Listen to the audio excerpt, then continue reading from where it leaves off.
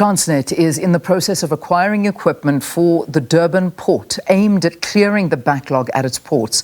Transnet has blamed outdated technology and a lack of resources and maintenance for causing a crisis at the Durban port, which handles about 60% of South Africa's container traffic. The backlog has resulted in several shipping vessels that are due to bring in goods for the festive season being unable to offload. Managing executive of the Durban Container Terminal at Transnet Earle Peters says they are working towards upgrading the company's technology. Peters joins us now to discuss the matter. Earle, thank you very, very much for joining us. Welcome to Morning Live. Good morning, Leanne, and morning viewers. How do we get here? I mean, how is it possible that something like this can be happening? Well, it's just, if you look at it, the Port of Durban, in particular the Durban Container Terminals, we handle 40% of the country's product that comes through here. It's a terminal that doesn't sleep, it's 24/7.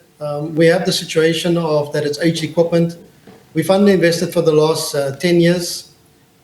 This now paired with the severity of the climatic conditions that we have to contend with now. And that combination has really brought us to where we are now. I mean, Earle, you say you guys don't sleep, you work 24 hours. From what I'm seeing here, it looks like you have been sleeping on the job.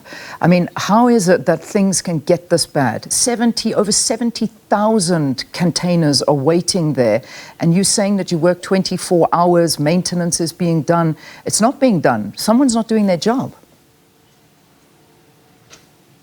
So by and large, the aspect around the maintenance, it really centers and focuses around space availability. And that's really where it is that we've been challenged. We've also been really well supported, one, by customers and by the shipping lines, equally so by the various departments of state as well, to assist us with various departures, to also just provide that agility that we can acquire and make the type of acquisitions and sourcing of space much easier and much quicker in order to effect the maintenance that we need to do to our equipment. Yeah. I mean, obviously your customers are supporting you because they have no option. They have to. And at the same time, they're taking a massive knock because they are being charged fines now because of the delays that are happening there. So the business is, A, not going to be getting their goods for the festive season, and B, they're paying massive fines because of the long delays. We are certainly, what I must saying is that it's certainly something that Transnet are not happy with. We're certainly not happy with the introduction or the potential introduction of a congestion surcharge. It is not good for our economy. It's not good for the importer or the exporter. We have full appreciation for this. With this, we are prioritizing goods, particularly to ensure that it does not impact various sectors. We have a festive season that is coming up. The importance is to get all urgent cargo to the respective sectors, markets, get it onto shelves, and that's really what we are focusing on at this particular point. You know, when somebody stands along the coastline and they look out and they see this queue of ships that are waiting there with all of these containers, you know, there's a much bigger picture to this. And when you look at it, Transnet, through maladministration or bad governance, let's look at it that way, because this is something that really should have not happened. At the bottom line is what's happening here is this is going to hurt South Africa's fiscal position. It's going to hurt its trade balance, it's going to hurt its economic growth. This is a major, major repercussion for the country. I mean, does this not matter to Transnet to make sure that events like this don't happen? No, certainly, Leanne. This is something, and there's lots of work happening that immediately started, in particular to address this head on, to improve the situation. We've indicated a recovery period of 15 weeks, which essentially means we'll clear this congestion by February. However, the actions that we've now put in place with the commitment of employees, with shipping line, with various stakeholders, that we're definitely working towards reducing this period. We've already cleared one container terminal, essentially by the 12th of November, where we've had 6 vessels. We came from a situation of 19 vessels at the Pier 2 container terminal. We're down to 13. So there's definitely work underway, particularly around the maintenance, and we know the real focus is around the reliability of our equipment. So we have partnered directly with the OEMs, particular OEMs meaning the original equipment manufacturers, which is the equipment that we use, and we are working directly with them. They are supplying space directly to us. and assisting with their teams on the ground in order to ensure that we have the right equipment availability to deal with the current congestion. There's also stories making the rounds, and many stories for, the lack of management and the poor equipment that is being used at Transnet. I mean, this is one, it's a video where it's saying external contractors, this is IOL reporting, saying external contractors use makeshift tools and a bucket to drain the water at one of the privately owned and managed terminals in the Port of Durban's Point precinct. And, this one is pretty much so looking at there's just no maintenance happening. And when it does happen, the equipment that is being used is certainly not one that's up to standard. What I can say is that there was such a case in the Port of Durban. It was not at one of the Transnet Port Terminals facilities. The particular contractor was engaged by the Transnet National Port Authority with regards to the methods that's been employed to clear the type of water ingress that has taken place at that particular facility. So let's just talk timelines once again, because we talk about this backlog. We're saying 4.5 months to clear the backlog. Is that approximately the kind of timing that we are looking at? So in other words, this festive season can almost be a write-off for a lot of those businesses. What I would like to say is that I wouldn't say that it's a write-off, Leanne. Reason being is that jointly with the shipping lines, we know very specifically in terms of which containers are urgent. We know specifically which, particular for the manufacturing sectors, for the automotive sectors. So there's various sectors that we are working closely with and that we're prioritizing on a daily basis as to what should come in immediately and that we're prioritizing. And we've done this successfully now during the past 6 weeks. So I do not foresee that we are going to have any form of crisis, particularly for this Christmas season, the festive season. You don't see a crisis. So all of this, the noise around this, you thinking that this is, it's not going to happen, that everything's going to be fine, and that the festive season for these businesses, they will get the goods and everything will be fine? It remains challenging, Leanne. But certainly we do acknowledge there's certainly a challenge. 20 vessels at anchor is a lot of containers.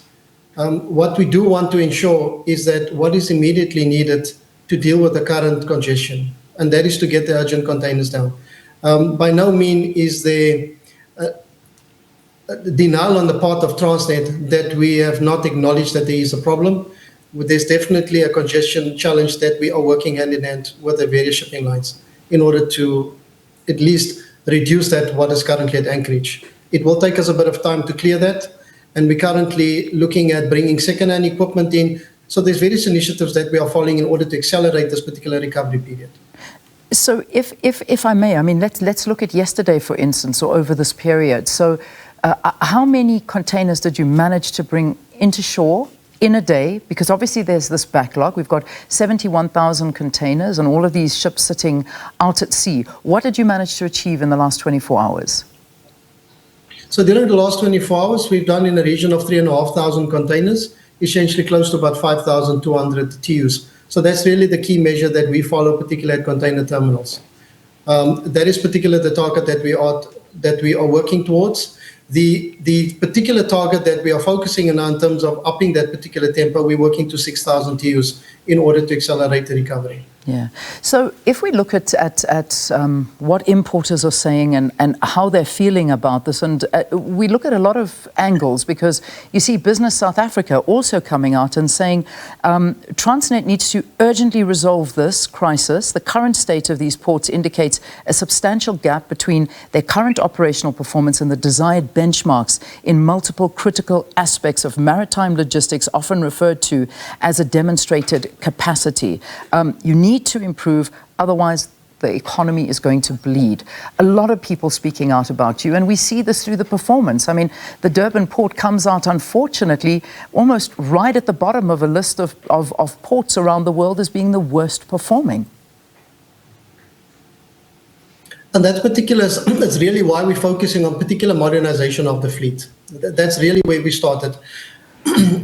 The particular, not consortium, but the partnerships that we've really forged with Business South Africa, with the various stakeholders and lobby groups as well.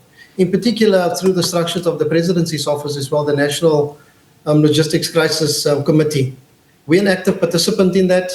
Business for South Africa is also participating. So we're working jointly on the various actions in order to work around the areas of improving efficiencies, and particularly efficiencies around that. Yeah.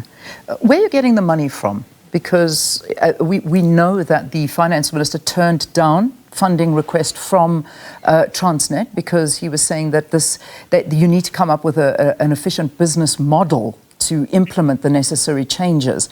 Where's the money coming from for Transnet to implement what you're saying you're doing?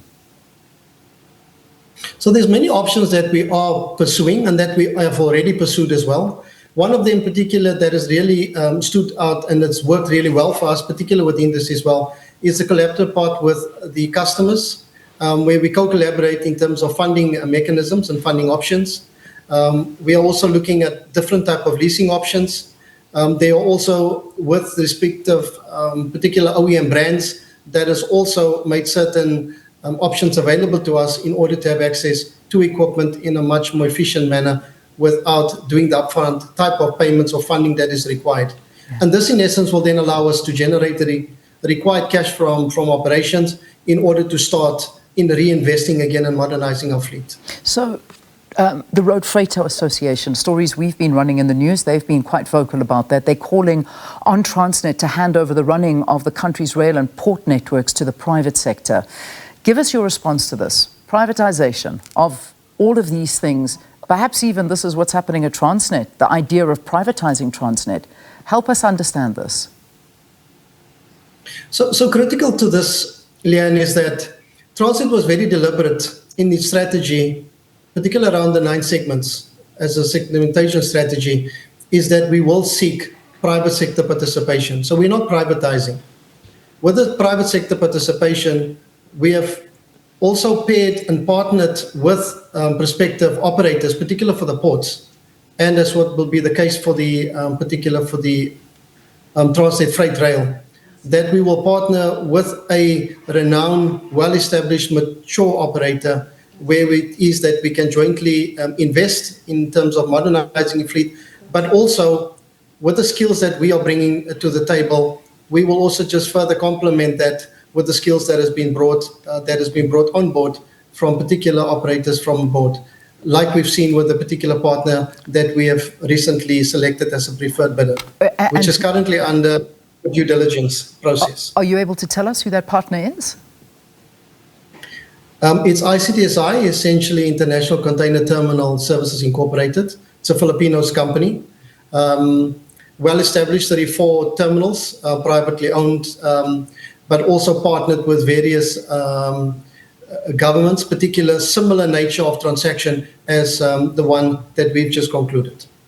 So this is possibly the way forward, but you're saying that this is not the first step in privatizing Transnet, but it is a big part of the business.